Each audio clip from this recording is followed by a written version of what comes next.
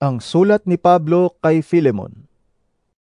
Mula kay Pablo, isang bilanggo dahil kay Kristo Jesus, at mula kay Timoteo na ating kapatid, para kay Filemon, ang minamahal naming kamanggagawa, at para sa iglesyang nagtitipon sa iyong bahay, kay Apia na aming kapatid na babae, at kay Arkipo na kapwa naming kawal sa Panginoon. Sumainyo nawa ang kagandahang loob at kapayapaang mula sa Diyos na ating Ama at sa Panginoong Hesukristo.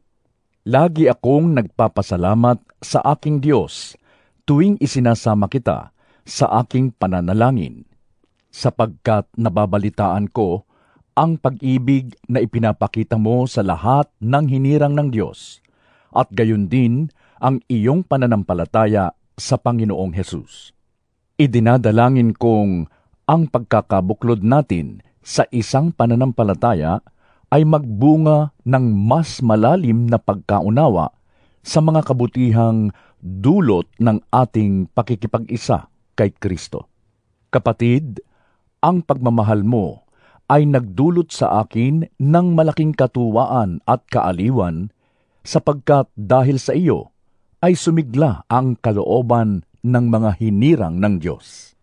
Kaya nga, bagaman bilang kapatid mo kay Kristo ay malakas ang loob kong iutos sana sa iyo ang nararapat gawin, mas minabuti kong makiusap sa iyo sa ngalan ng pag-ibig.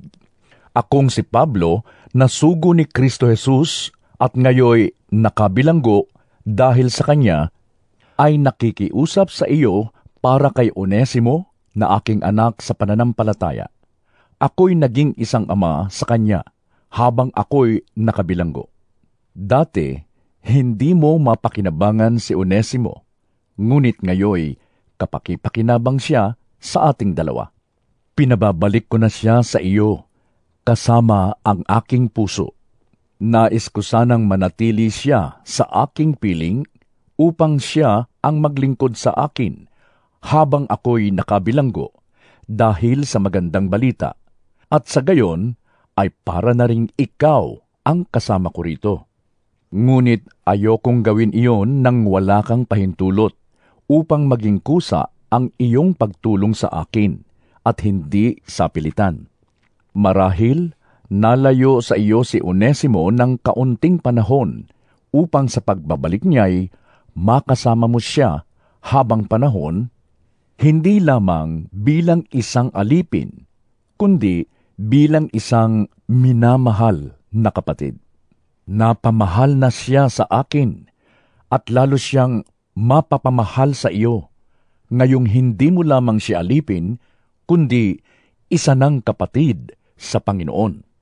Kaya't kung kinikilala mo akong tunay na kasama, tanggapin mo siya tulad ng pagtanggap mo sa akin. Kung siya may nagkasala o nagkautang sa iyo, sa akin mo na ito singilin.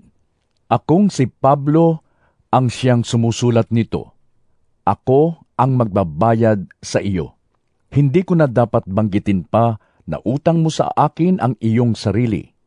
Ipinapakiusap ko lamang sa iyo, alang-alang sa Panginoon, ipagkaloob mo na sa akin ito. Pasayahin mo ako bilang kapatid kay Kristo. Lubos akong naniniwala na gagawin mo ang hinihiling ko sa sulat na ito, at maaaring higit pa rito.